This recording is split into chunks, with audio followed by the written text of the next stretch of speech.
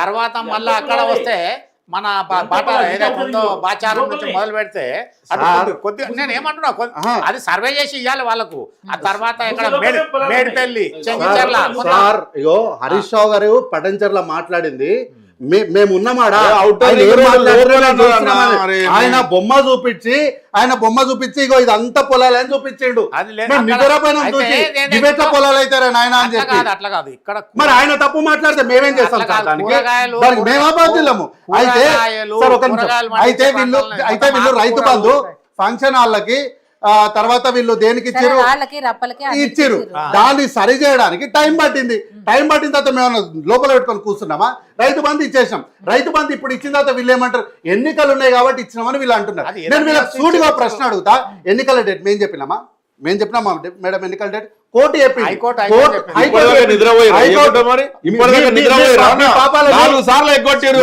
ఇప్పుడు ఒక్కసారి ఈ రోజు చర్చ జరగదు. నీ సమయం రాదా? వస్తుంది కదా అప్పుడు మాట్లాడు. నాట్ల సీజన్ లో కాదు మాట్లాడు. నీ సమయం వస్తుంది కదా. ఎందుకు ఇంత ఉలుకుపాటు? ఎందుకు కాంగ్రెస్ పార్టీ నిజాలు చెప్తుంటే ఎందుకంత భయపడతారు? అయితే మేడం వీళ్ళు ఏం చేస్తారు తెలుసా? రైతు బంధు హైకోర్టు చెప్పినాక ఇచ్చినాం. మేము ఇచ్చిన తర్వాత హైకోర్టు డేట్ చెప్పింది. ఇప్పుడు వీళ్ళు ప్రజలు ఏమని తప్పుదో పట్టిస్తున్నారు తెలుసా? ఎన్నికలు ఉన్నాయి కాబట్టి వీళ్ళు రైతు బంధు ఇచ్చిరని కొంచెం మనస్సాక్షి ఉండద్దా మేడం? మాట్లాడేటప్పుడు మేము రైతు బంధుని అనౌన్స్ చేసిన తర్వాత కొన్ని గంటల తర్వాత హైకోర్టు వచ్చి మీరు ఫలానా డేట్ లోపు ఎన్నికలు పెట్టాలని చెప్పింది. అప్పటికి ఇంకా డేట్ కూడా చెప్పలేదు, ఓన్లీ డెడ్ లైన్ మాత్రమే పెట్టింది. ఇప్పుడు వీళ్ళు ప్రజల్ని తప్పుదో పట్టిస్తున్నట్ట కానట. కాబట్టి నేనేమంటున్నా, ఏ గ్రామానికి వెళ్దామో రండి మీరు వెళ్దామన్నారు కదా. నేను ఇదే వేదిక పైన సాదిక్ సార్ ఛాలెంజ్ చేస్తాను. నేను సాదిక్ సార్కి ఛాలెంజ్ చూపించిన కదా, రమ్మనంటు మీ కెమెరా తీసుకొని పోదాము. రైతు రుణమాఫీ ఎవరెవరు చేసాం మేము గోడల మీద వేసినాం. మీ హయాంలో వేసినరా ఎప్పుడన్నా? అసలు అట్లాంటి ఆలోచన ఎప్పుడన్నా చేసిరా? కనీసం ధైర్యం చేసిరా? ₹1,00,000 రుణమాఫీని 5 నుంచి 6 సార్లు చేసిరు. మేము 2 లక్షల రుణమాఫీని దాన్ని స్లాబ్ వైజ్గా 4 దఫాల్లో స్లాబ్ వైజ్గా చేసినాం. అంటే 50,000 వరకు తీసుకున్న వాళ్ళు ఒకటేసారి కట్ ఆఫ్. అది తర్వాత ₹1,00,000 కట్ ఆఫ్, 1,50,000 కట్ ఆఫ్, 2 లక్షలు కట్ ఆఫ్. దీనికి వీళ్ళు అనేకమైనటువంటి మరకలు అంటించి ఈరోజు స్వార్థపూరికమైనటువంటి రాజకీయాలు చేస్తున్నారు. అయితే ఇంతకుముందు అన్నగారు ఏదో మాట్లాడుకుంటూ తెలంగాణ రాష్ట్రాన్ని కేసీఆర్ గారు తెగ కొట్లాడి తెచ్చిండ్రు, అస్సలు ఇక కేసీఆర్ అంతా ఇదే లేరు, ఎవ్వరూ చేయలేదు తెలంగాణ రాష్ట్రంలో అన్నారు.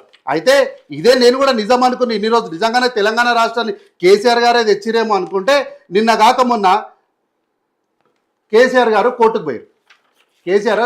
ఎందుకు? High court stays legal proceedings against KCR in rail road. ఏమంటారు? Prabhakar Rao appearing on behalf of Chandrashekar Rao contended that during the separation movement the call was given by Telangana joint action committee. KCR గారు ఉద్యమ నాయకుడు కాదు, అందరిలాగానే ఆయన కూడా ఒక ఉద్యమకారుడు. కానీ ఏ ఉద్యమకారుడు? ధైర్యం లేని ఉద్యమకారుడు.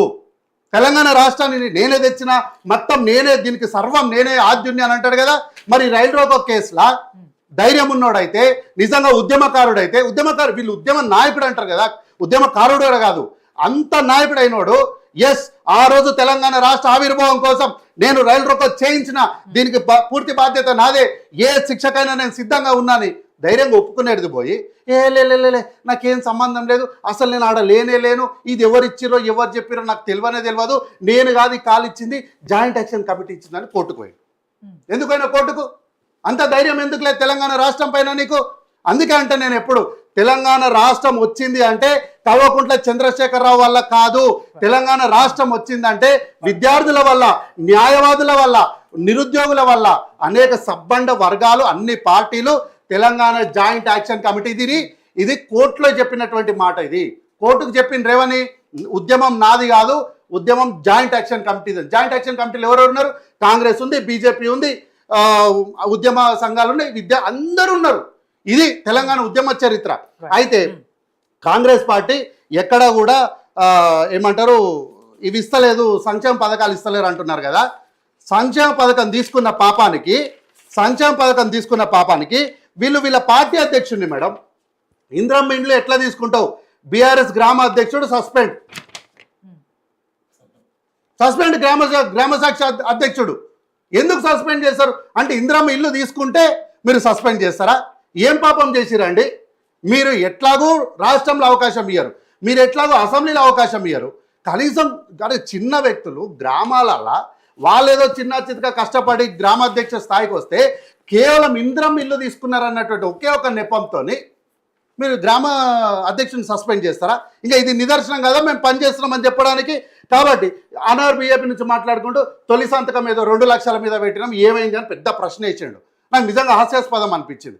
మా 2 లక్షల ఉద్యోగాల నుంచి పక్కన పెట్టున్నారు, మీరు ఇతర ప్రశ్నిస్తారు కదా. మీరు ఏడాదికి 2 కోట్ల ఉద్యోగాలు ఇస్తామన్నారు, ఏమైనాయి?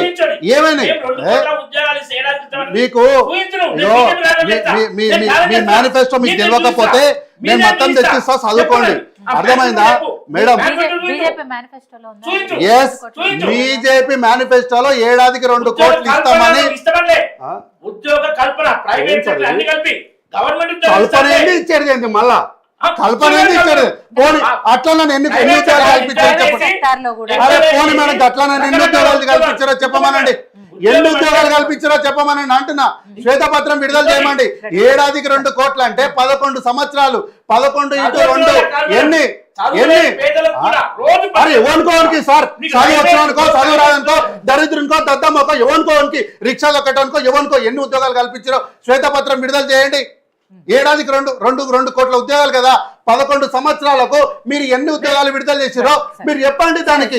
కాబట్టి ఒక్క నిమిషం సార్, అలా ఒక్కటే మాట. వాళ్ళు చాలా 3 ఆరోపణలు చేశారు నా మీద. అయితే ఖర్గే గారి మాటకు విలువ లేదని అన్నగారు ఏదో ఆ రూమ్ లో పోయి చూసినట్టు, ఖర్గే గారిని మీరు అందరు అవమానించిరని ఈయన ఏదో పోయి ఆడ టీలను తీసుకుంటూ చూసినట్టు, సఫాయి పని చేస్తుంటే చూసినట్టు చెప్తున్నాడు. మరి నీకెందుకు వాడు పోయి చూసిండా? వాడు పోయి చూసిండా? ఎవడు వాడు చూసినాడు? ఏందని మరి మీకెవరు ఎవరండి చెప్పిన వాళ్ళు? ఎవరు ఖర్గే గారి గురించి మాట్లాడడానికి మీకున్న నైతిక హక్కు ఉంది? జాతీయ స్థాయిలో ఒక దళితుడు అధ్యక్షుడు అయితే మీరు ఓర్వలేని పరిస్థితిలో ఉండి ఈ రోజు ఎట్లా మాట్లాడతారు? అవును, ఆయనకు ఆయన మాట వాల్యూ ఇవ్వలేదా? ఆయన వాల్యూ ఇవ్వలేదా? మౌనంగా ఖర్గే గారు చెప్పిన మాట విని మౌనంగా వెళ్ళిపోయాడు. అవును, మౌనంగా వెళ్ళిపోయాడు కానీ వ్యతిరేకించిరా? మీకేముంది సార్? మీకేముంది? మీరెవరో సార్, మీరెవరో రాజాసింగ్ అని చెప్పిపోయాడు, మీరెవరో రాజాసింగ్ చెప్పిపోయాడు. ఈ రోజు మీరు వచ్చి మాట్లాడుతున్నారు. ఎందుకో మీరు మా ఖర్గే గారి గురించి తక్కువగా చేసి మాట్లాడితే మేము చూసుకుంటా కూర్చోవాలా? మీకు చెప్పిండా? ప్రేమ్ సాగర్ రావు గారు వచ్చి చెప్పిండా నాకు ఖర్గే గారు ఈ మాట చెప్పిండ్రు నేను అడిగి వెళ్ళిపోతున్నా అని చెప్పిండా? ఎక్కడైనా అధికారికంగా మీకు డాక్యుమెంట్ ఉందా? డాక్యుమెంట్ ఇచ్చిండా? ఎవరని చెప్పిండా ఖర్గే? ఆయన ప్రేమ్ సాగర్ రావు ఉండి మీకు చెప్పిండా? ఏదన్నా మీడియాతో మాట్లాడిండా? ఆయన మీడియాతో మాట్లాడినంటే ఆ టాస్క్ ఇస్తా మీకు, వెతికి చూపెట్టండి, నేను 2 పాయింట్లు కంప్లీట్ చేస్తా. ఈలో ప్రేమ్ సాగర్ రావు గారు మీడియాతో ఉండి నేను మనస్తాపం మధ్య ఖర్గే గారి మాటకు విలువిస్తలేనని ఎక్కడని చెప్పిండేమో తీసి చూపెట్టమనండి. అయితే వీళ్ళు ఏమంటున్నారు? వీళ్ళు ఇప్పటి వరకు మేడం రాష్ట్రానికి ఇవ్వాల్సిన నిధులు ఇవ్వరు, ఈ రోజు ఇస్తలేరు. నాడు హరీష్ రావు గారు కూడా కేంద్రం దగ్గరకు పోయి అయ్యా మా జిఎస్టీ నిధులు ఇవ్వండి, మా జిఎస్టీ నిధులు ఇవ్వండి అంటే ఎగ్గొట్టినటువంటి వీళ్ళు ఈ రోజు వచ్చి నిధుల గురించి మాట్లాడతారు. కాబట్టి సార్ కూడా ఒక విషయం మాట నేను ఇంతకుముందు కూడా చెప్పిన, సార్కు బీజేపీ ఇష్టం ఉంటే మంచిది పెట్టుకోమని. కానీ ఇండియా అంట పేదరికంలో ఉందంట. ఇండియా పేదరికంలోనే ఉంది, ఎక్కడ బాగుపడలే. కానీ ఇండియాలో పాలన మాత్రం బాగుందంట. ఈ రెండిట్లు ఏది కరెక్ట్? మీకు ఇచ్చిన టాస్క్ చూపెట్టండి. ప్రేమ్ సాగర్ రావు గారి మాట చూపెట్టండి. ఫస్ట్ వెతకండి మీరు, ఫస్ట్ వెతకండి మీరు భయపడద్దు. మీరు తప్పుగా పట్టించుకున్న ప్రజల్ని తప్పు. మరి ఎందుకు అడగ తింటున్నారు అంటున్నా? ఎందుకు అడగ తింటున్నారు? ఆయనకు బీపీ టాబ్లెట్ ఇవ్వండి అమ్మా, ఆయనకు బీపీ టాబ్లెట్ ఇవ్వండి. ఆయన తప్పుగా పట్టిస్తున్నాడు. మరి గమనిడు మీరు ప్రేమ్ సాగర్ రావు గారు మాట్లాడని చెప్పట్టు, ప్రేమ్ సాగర్ రావు గారు మాట్లాడి చూపెట్టు అంటున్నా. నేను ఛాలెంజ్ చేస్తున్నా. ప్రేమ్ సాగర్ రావు చూపెట్టు. ఎందుకు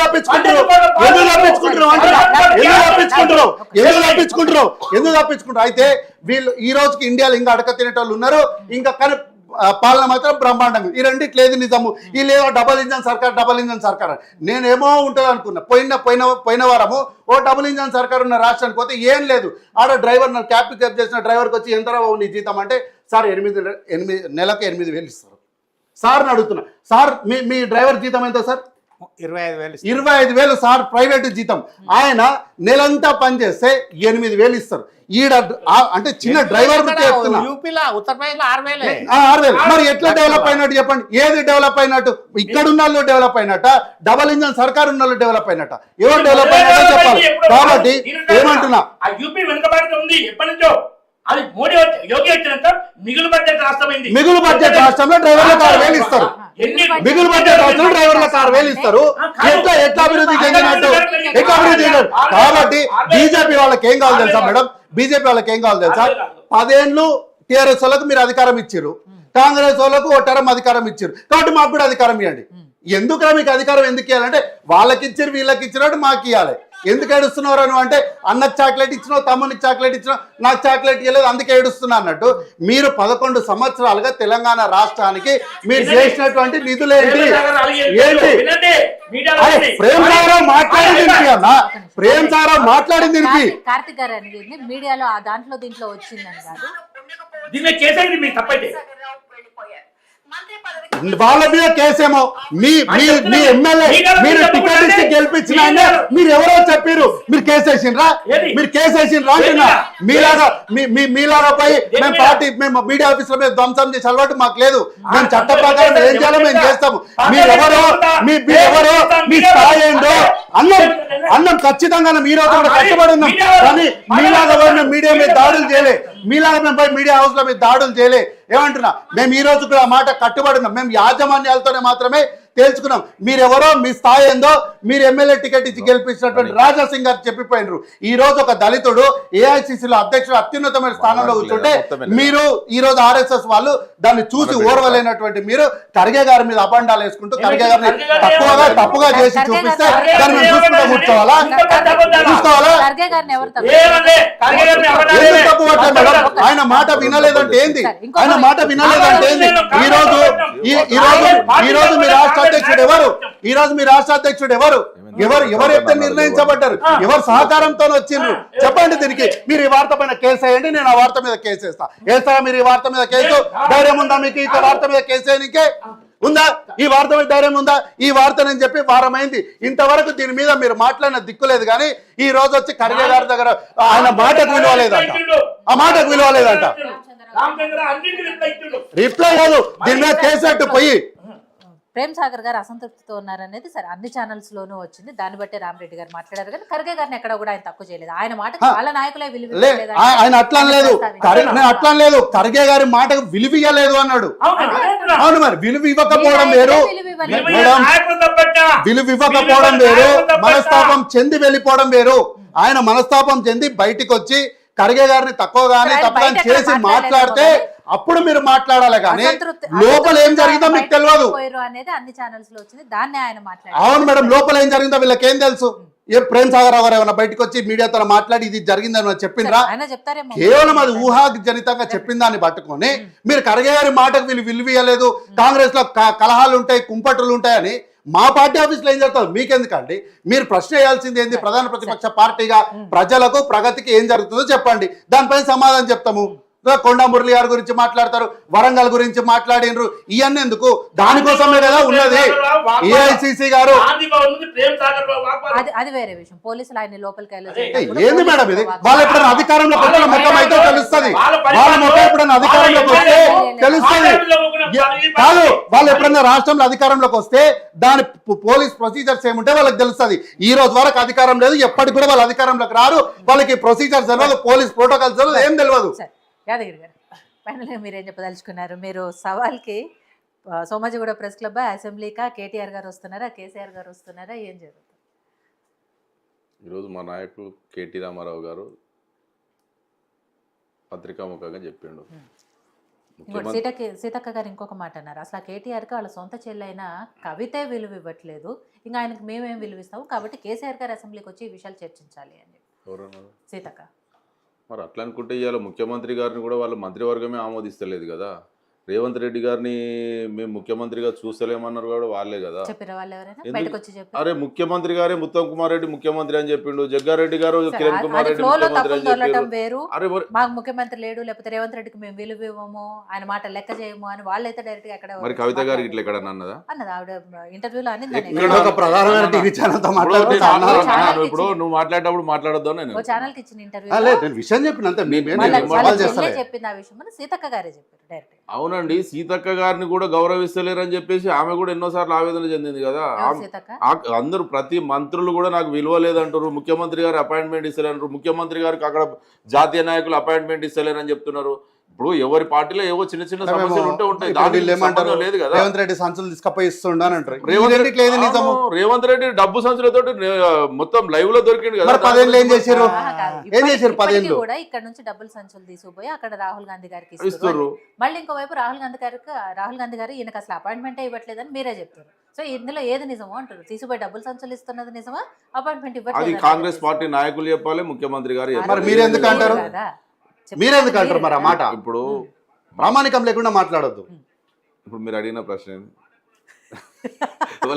కన్ఫ్యూజన్. రైట్, అదే సీతక్క గారు అన్న విషయం ఆయన మాట వాళ్ళే లెక్క చేయట్లేదు అనేది.